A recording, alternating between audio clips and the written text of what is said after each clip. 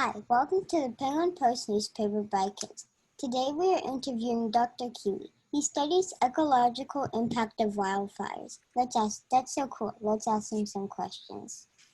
In simple words, what does ecological impact mean? The ecology of any landscape involves all the plants and animals that exist on the landscape along with people. And those of us who study ecological impacts are concerned with how fires impact the plants and animals on the landscape. So that, in a nutshell, is what ecological impacts of fire is all about, is studying what happens to the plants, what happens to the animals. Why do you study the economical impacts of wildfires? Well, the primary reason for being concerned is we live in an environment where the amount of open space with natural ecosystems is declining very rapidly. The earth is growing at a phenomenal rate. And just for example, I live in California, and every year we add 350,000 more people to the state. And those people have to live somewhere. And so ultimately, they have to destroy more and more of the natural environment to build homes. And our concern is, how can we come up with an environment where people can be safe and have everything they need, but also the natural environment can still be safe. And that's why we study the ecological impacts, is to be sure that we're still preserving some of the natural environment. Do animals have a way to prepare/protect themselves from wildfires? Well, they definitely have come up with means of surviving fires, because we know from studies that the fires that we see today on our landscape have been going on for not just millions of years, but hundreds of millions of years. So it's hard to imagine what 100 million years is like, but it is way, way back in time. This is back when the dinosaurs existed. And the environment had fire, and so the ecosystem was impacted by fire, and therefore the animals that evolved on those landscapes evolved with ways to deal with fire.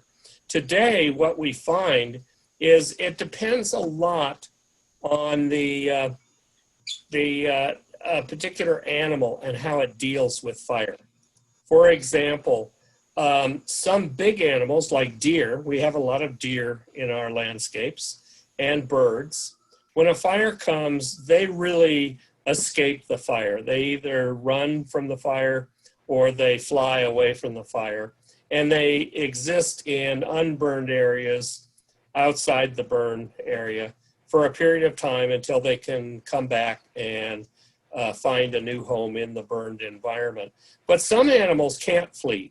Some animals, like we have lots of rabbits and ground squirrels and pack rats and mice and other sorts of animals like that, they can't escape the fire. It's way too big for them. So they go into underground burrows, or they hide in rocks where there's not enough vegetation to carry a fire, and so they survive that way. So animals have different ways of surviving the fire, but ultimately they have come up with these mechanisms over time because they have had to deal with fire for hundreds of millions of years. Are there any places without wildfires? Yes, there are places where we have very few wildfires. The primary things that a fire needs is oxygen to promote the burning. They need an ignition source, but most importantly, they need a fuel. They need organic matter like biomass from grasses and shrubs and trees. Wherever we don't have grasses and trees and shrubs, we don't have fire. So for example, some of our biggest deserts, like the Sahara Desert, has no fire in it because there's simply no plants to burn. So I think that pretty much describes the main areas where we don't have fire. Wildfires cause more damage if they're less frequent. Well, it really depends on the type of environment. And it's illustrated here in California. California, I don't know how many of you have ever been to California. Go ahead, tell me who's been to California out of this group. Me. I have. So none of, pardon? I have. And your name is? Tori. Ori. The one thing that anybody who's spent very much time traveling around California learns is it's a huge state. It covers about 1,000 miles from the Mexican border to Oregon. And that environment has many different types of fires in that landscape. For example, in the mountains, we have a lot of forests. And those forests burn in a very different way than, say, in the coastal areas like Southern California, Los Angeles, Hollywood, those areas. They don't have any forests. What they have, though, are shrublands, which are very flammable. If you have lots of fires in the forest, that's good because those fires will burn under the trees and clean out all the dead material that makes fires bad. But if you're in Southern California, lots of fires cause destruction to the vegetation and we lose the shrubs.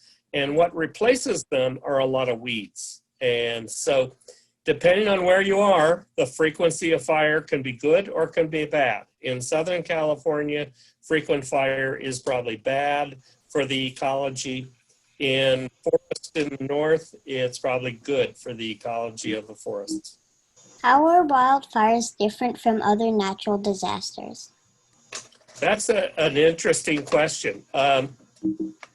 The primary difference with fires is that they are generally caused by people. Whereas other disasters like earthquakes, people don't have any control over the fires, or excuse me, over the earthquakes. So earthquakes are really dangerous because people can't control them. And as a result, we pretty much have to come up with defenses to earthquakes.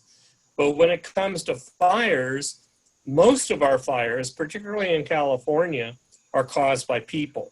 And so we can control those disasters and those hazards by reducing the frequency that people start fires. What is the most fascinating day of your job? The most fascinating day? Well, that was, I've been working at this job for many, many days. I've been working at this job for 40 years. Lots of fascinating things. But probably the most fascinating time was when I was working on a project that took me to the Andes Mountains in South America. And I had to rent a car and I drove up the Andes at like 15,000 feet. And that was probably the most fascinating day of my job. What did you learn studying the fire patterns in Southern California? I think the most important thing I've learned from studying fires in Southern California is that one of the major problems we have in California is population growth. There are more and more people being added into the state every year. And so we see every year more fires. Now, a lot of people, particularly people who study climate, will want to think that this is due to climate change. And climate change is important, but all of our fires are started by people. And we add 350,000 more people to the state every year. And when we add more people, we increases the chances of people starting fires. We also increase the number of people who are likely to be injured by the fires. And so to me, the most critical issue in California is population growth. We have more and more people every year. They're starting more and more fires, and more of them are being killed by the fires. The wildfires are increasing, especially in California. What can we do to prevent that? Well, I think there are a number of things that could be done. Depends on where you're at, though. For example, I don't live in Southern California, although I work a lot in Southern California. I work up in the central part of the state, up in the mountains, the Sierra Nevada mountains, outside the national parks like Sequoia National Park and Yosemite National Park. And those landscapes are all covered with forests. And over the last 100 years, the parks have been very good at putting out fires. Now, initially, we thought that was a good thing to put fires out. But what we've learned is that by putting the fires out in these forests, we've caused fuels to accumulate. And that means lots and lots of dead wood on the forest floor, lots of dead trees underneath. And historically, lightning would come through every 10 or 20 years and burn the understory of the forest and clean out all that dead wood. But now, because we've been so good at putting out fires, we've made the situation worse.